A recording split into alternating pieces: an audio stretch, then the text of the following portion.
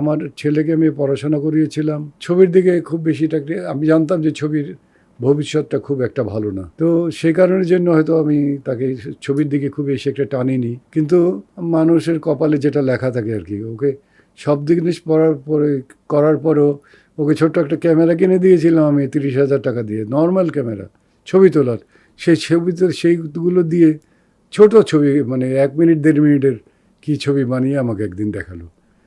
দেখলাম যে I become stunt, যে সে সুন্দর একটা ছবি বানিয়েছে। আর্টিস্টকে আমার বাসার কাজের লোক, আর একটা হচ্ছে ড্রাইভার। আমি বুঝে উঠতে পারলাম না যে যাকে আমি শুটিংয়ে নিয়ে যাইনি, আমার ওয়াইফ তার জন্য অনেক সময় রাগ করেছে যে আমার ছেলেটা মাশাল্লাহ দেখতে সুন্দর, যে একটা ছবিতে নিয়ে দেখা বলে না, আমি আমার ছেলেকে কাউকে দেখতে দেবো না। মানে এমনি হয়তো বলেছি, আমি ছবিতে আমার ছেলেকে কখনো শুটিংয়েই নিয়ে যাইনি, শুটিং দেখাতেও নিয়ে যাইনি কখনো, কোনো সময়।